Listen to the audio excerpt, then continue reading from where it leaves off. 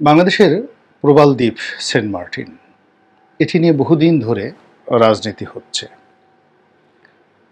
এটি আমাদের বাংলাদেশের সমুদ্র সীমার মধ্যে এক অমূল্য সম্পদ,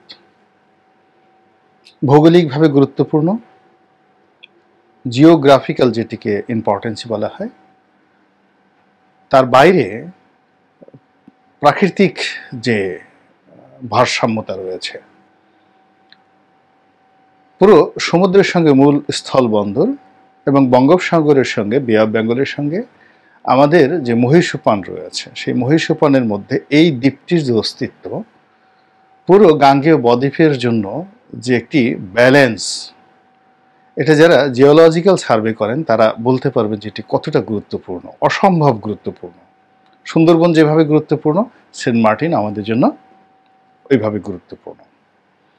এখন এই সেন্ট মার্টিন দ্বীপ নিয়ে রাজনীতি হচ্ছে। কি রাজনীতি?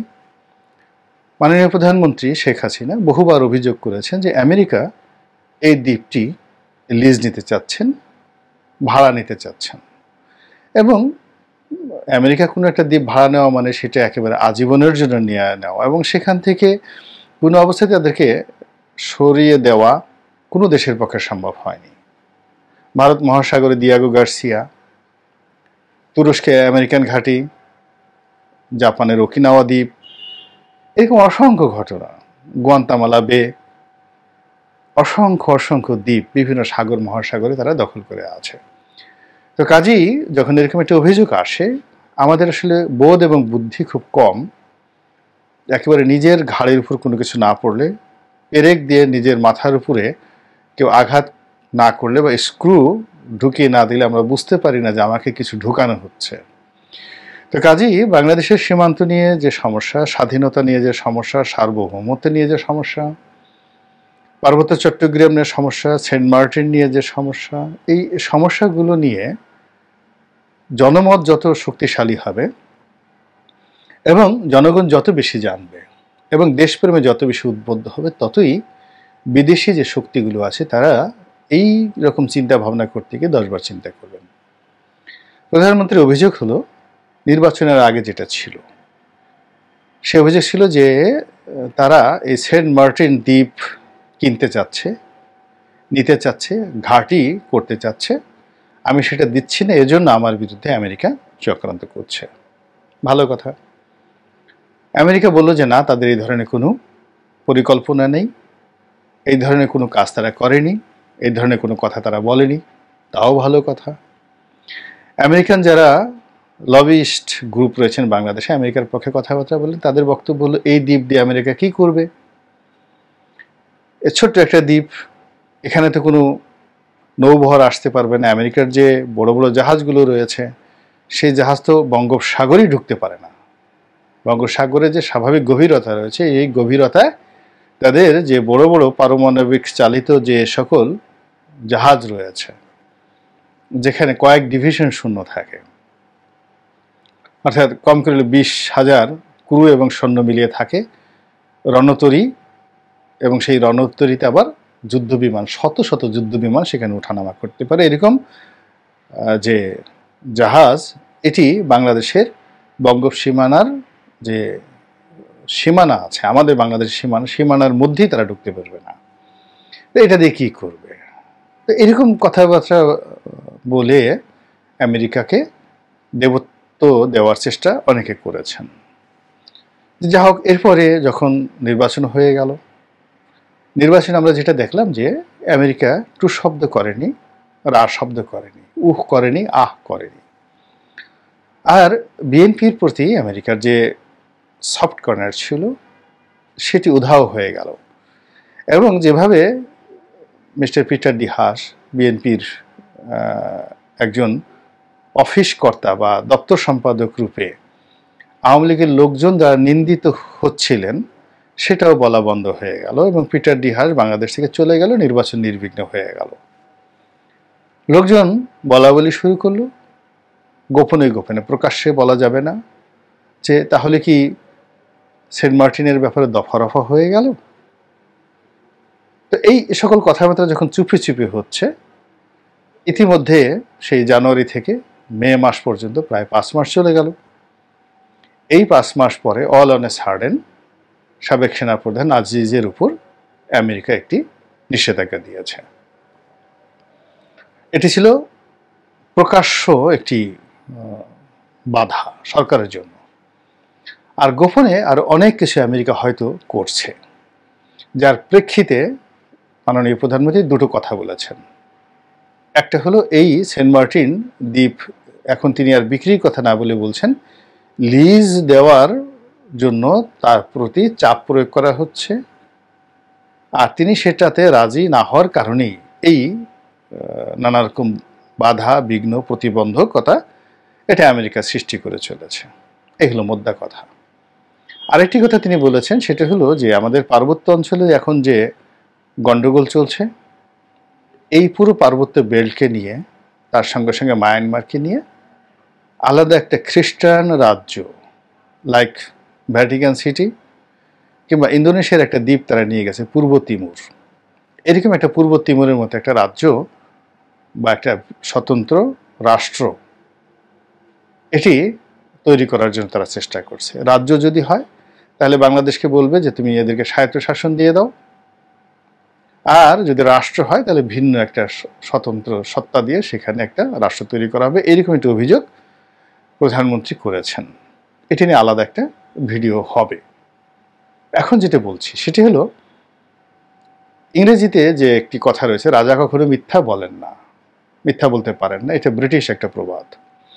যিনি রাজসিংহাসনে বসেন তার দায় দায়িত্ব এতটা পবিত্র, তার উপর আল্লাহর আরশের ছায়া থাকে, তিনি এই জমিনে আল্লাহর প্রতিনিধিত্ব করেন, তো কাজেই আল্লাহর প্রতিনিধিত্ব মিথ্যা বলতে পারেন না। এভাবেই রাজাকে রাজনীতি সম্মানিত করেছে। পলিটিক্যাল সায়েন্স, রাজনীতির যে বিজ্ঞান, রাজাকে মহিমান্বিত করেছে যে রাজা কখনো মিথ্যা বলেন না। তো সেই দিক থেকে মাননীয় প্রধানমন্ত্রী মিথ্যা বলেন না, মিথ্যা বলতে পারেন না, এবং তিনি যেটা বলেছেন সত্য, রাজনীতির এই ধ্রুব সত্য আপনাকে মেনে নিতে হবে। আর যদি তিনি সেটি বলে থাকেন এটা তার ব্যক্তিগত ব্যাপার, তিনি রাজনীতিকে কলঙ্কিত করেছেন, রাজনীতির যে পদে বসে আছেন সেটি তার জন্য উপযুক্ত নয়, এবং তিনি আল্লাহর হক নষ্ট করেছেন, বান্দার হক নষ্ট করেছেন যদি তিনি মিথ্যা বলেন। আর স্বাভাবিকভাবে রাজনীতির বিজ্ঞান অনুযায়ী তিনি মিথ্যা বলতে পারেন না। তাহলে ব্যাপারটা হলো যে আমেরিকা এই সেন্ট মার্টিন দ্বীপ নেওয়ার জন্য নির্বাচনের আগে চেষ্টা করেছেন এবং নির্বাচনের পরে আবার নতুন করে শুরু করেছেন। এই চ্যাপ্টারটা আমরা এখানে রেখে দিই। দ্বিতীয় বিষয়টিতে আসি, যদি এটি সত্য হয় তাহলে আমেরিকা বিএনপির নিকটে এই ধরনের প্রস্তাব দিয়েছিল, এবং বিএনপিকে মাঠে নামানো এবং বিএনপিকে মদদ দেওয়া, বিভিন্ন যে অভাব ছিল বিএনপির, যে অভিযোগ ছিল, তো তার মধ্যে আমেরিকার সঙ্গে বিএনপির যে নেগোসিয়েশন, যদি প্রধানমন্ত্রীকে এই কথা বলে থাকে, একইভাবে আমেরিকা হয়তো বিএনপিকে একই কথা বলেছে যে তোমরা যদি ক্ষমতা আসো তাহলে আমাদের লাভ কি, তোমরা কি আমাদেরকে এই সেন্ট মার্টিন দ্বীপ দেবে কিনা। এরকম কথা আদৌ বলেছেন কি বলেননি এটা বড় কথা নয়, বিষয়টা হলো প্রধানমন্ত্রীর কথা যদি সত্য হয় তাহলে তারা একই প্রস্তাব অবশ্যই অবশ্যই বিএনপিকে তারা দিয়েছিল। এখন বিএনপি কি সেই প্রস্তাব গ্রহণ করেছিল? অবস্থার দৃষ্টি মনে হচ্ছে গ্রহণ করেনি। গ্রহণ না করার কারণে কি হলো, বিএনপিকে মাঠে নামানো হলো। মাঠে নামানোর পর 28 অক্টোবর 2023 সনে বিএনপিকে একটা ডলা দিয়ে তারপরে শেষে একেবারে বিএনপির শীর্ষ নেতাদেরকে জেলে পাঠিয়ে যে শিক্ষা দেওয়া হলো, সেন্ট মার্টিন না দেওয়ার যে ঔদত্ত বিএনপি দেখিয়েছিল, যে আমেরিকা যদি এই কথা বলে থাকে আর বিএনপি যদি এটা অস্বীকার করে থাকে তাহলে আমেরিকার সঙ্গ থেকে, কারণ আওয়ামী লীগের প্রতি যতটা বিক্ষুব্ধ তার চেয়ে 100 গুণ বিক্ষুব্ধ তারা বিএনপির প্রতি হবে। এই কারণে হবে যে তোমরা এখনো ক্ষমতায় যাওনি, আমরা তোমাদেরকে ক্ষমতায় যাওয়ার জন্য এত সাহায্য করছি, সহযোগিতা করছি, আর এর মধ্যে তোমরা ভাব দেখাচ্ছ, দেশপ্রেম দেখাচ্ছ, আমাদেরকে সেন্ট মার্টিন দিবে না, এই ধরনের কথাবার্তা বলছো। এই জিনিসগুলো যদি তোমাদের মনের মধ্যে থাকে তোমাদেরকে আমরা আর সাহায্য করব না। ফলে তাদেরকে প্রলোভিত করে, প্রলোভন দেখিয়ে, প্রভাবিত করে তাদেরকে গাছে উঠিয়ে নিচ থেকে মইটা সরিয়ে নিয়ে গেছে। এবং এটি বিএনপির সব নেতাকর্মী বুঝতে পেরেছেন। এবং 28 অক্টোবর যে তারিখে ম্যাসাকার হলো, সেই তারিখে 11টা সাড়ে 11টার দিকে সকাল এরকম বিএনপির সভামঞ্চ থেকে একজন নেতা আমেরিকাকে উদ্দেশ্য করে বলেছেন যে আমাদেরকে এইভাবে গাছে তুলে তারপরে মই সরিয়ে নিয়েছে আমেরিকা। এটা নতুন কোনো কথা না। তাহলে ঘটনা যদি তাই হয়, তাহলে এই সেন্ট মার্টিন বিক্রির প্রস্তাব জনাব তারেক রহমান সাহেবের কাছে গিয়েছিল, বিএনপির মির্জা ফখরুল সাহেবের কাছে গিয়েছিল, আমির খসরু মাহমুদ চৌধুরী সাহেবের কাছে গিয়েছিল, এবং তারা এই বিষয়ে কোনো ইতিবাচক সাড়া দেয়নি বা এই সেন্ট মার্টিন বিক্রির ব্যাপারে তারা রাজি হয়নি। ফলে কি হলো, আমেরিকা সেখান থেকে বিএনপি থেকে প্রত্যাখ্যাত হয়েছে। এবং এখন পর্যন্ত আমেরিকার সঙ্গে বিএনপির যে সম্পর্ক, আপনি দেখেন আমেরিকার ব্যাপারে তাদের কোনো আগ্রহ নেই। মিস্টার লু এলেন, তাদের কোনো আগ্রহ নেই। এবং তারা এই যে এত কিছু হচ্ছে, তারা তাদের মতো কাজ করে যাচ্ছে। যে এখন আমরা বুঝে গেছি যে কোনো বিদেশি শক্তি আমাদেরকে ক্ষমতায় রাখবে না, আনবে না। এর কারণ হলো আমরা এইভাবে কোনো কিছু বিক্রি করার জন্য কমিটমেন্ট দিতে পারবো না, কোনো ব্যবসা বাণিজ্য দেওয়ার জন্য কমিটমেন্ট করতে পারবো না, সমুদ্র ইজারা দেওয়ার জন্য কমিটমেন্ট করতে পারবো না, তারপর আরও অনেক কিছু। ফলে বিদেশিদের সহযোগিতা নিয়ে আমাদের জীবনে কিছু হবে না। আমাদেরকে যা করার নিজস্ব শক্তিতে, নিজস্ব মেধা এবং যোগ্যতায় করতে হবে। এইভাবেই তারা কিন্তু এখন মির্জা ফখরুল সাহেব এখানে স্পষ্ট বক্তব্য দিয়েছেন। তাহলে প্রশ্ন যে 28 অক্টোবর থেকে 7 জানুয়ারি পর্যন্ত এই যে আমেরিকা যে নীরব ছিল, বা আমেরিকা কারো জীবন একেবারে তছনছ করে দিয়েছিল এবং কাউকে কোনো কাজ করার জন্য সুযোগ করে দিয়েছিল, এটার মূলে আসলে কি ছিল, ডিলটা কি ছিল? সেটা কি বিমান বিক্রি? সেটা কি বঙ্গোপসাগরে যে একজন মোবিলকে